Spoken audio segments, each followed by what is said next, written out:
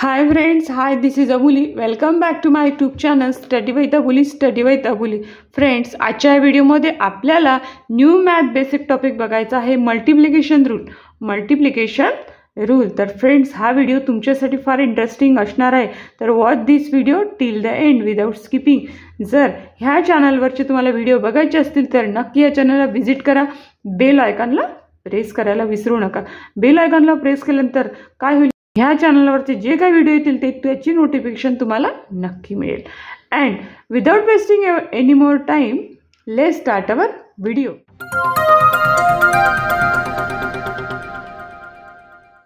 बघा, multiplication rule. मल्टिप्लिकेशनचं sine असतं याप्रमाणे.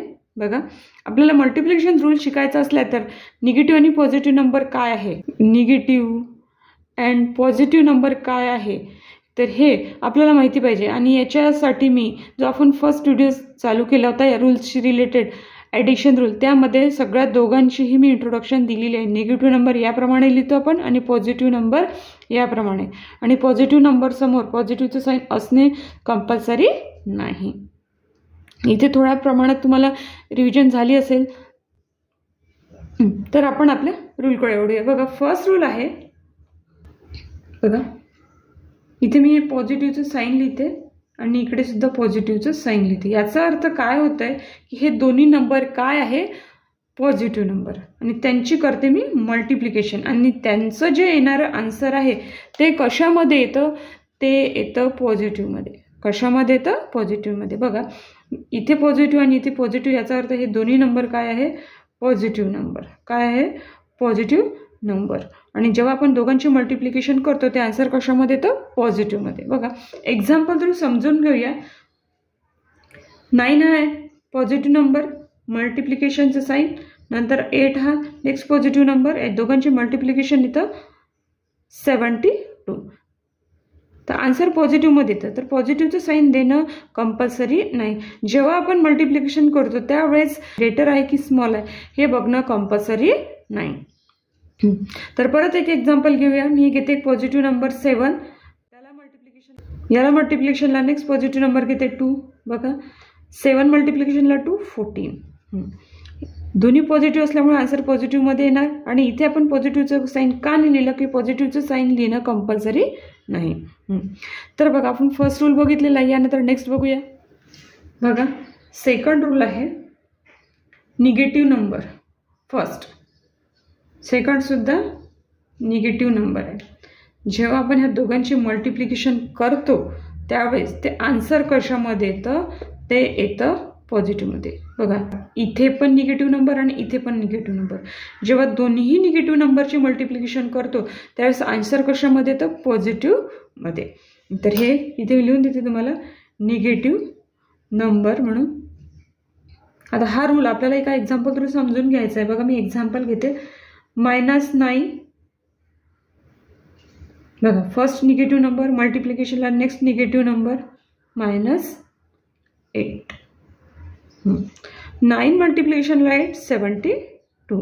बस, रूलप्रमाणे आपण काय केली, 9 आणि 8ची मल्टिप्लिकेशन. आणि दोन्ही निगेटिव्ह असल्यामुळे रूलप्रमाणे जेव्हा दोन्ही निगेटिव्हची मल्टिप्लिकेशन होते त्यावेळेस आन्सर कशामध्ये येतं, पॉझिटिव्हमध्ये. बघा, परत एक एक्झाम्पल घेऊया. मी घेते ते -2 हा एक निगेटिव्ह नंबर, त्याला मल्टिप्लिकेशनला -3 नेक्स्ट निगेटिव्ह नंबर. रूलप्रमाणे बघा काय असायला हवे, दोन्ही निगेटिव्ह नंबर असले की आन्सर पॉझिटिव्हमध्ये. म्हणजे याचा अर्थ आपल्याला इथे साईन देण्याची गरज नाही. फक्त काय करावं लागते, 2 आणि जे नंबर्स असतात इथे 2 आणि 3 आहे, या दोघांची काय करावी लागते, मल्टिप्लिकेशन. 2 मल्टिप्लिकेशनला 3 6. बघा, इथे सेकंड रूलसुद्धा आपण 2 एक्झाम्पल्स घेऊन समजून घेतलेलं आहे. यानंतर नेक्स्ट बघूया. बघा, थर्ड रूल आहे. थर्ड रूलमध्ये जो पहिला नंबर आहे तो पॉझिटिव्ह आहे.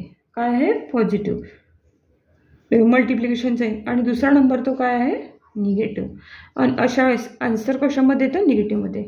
एक आहे पॉझिटिव्ह नंबर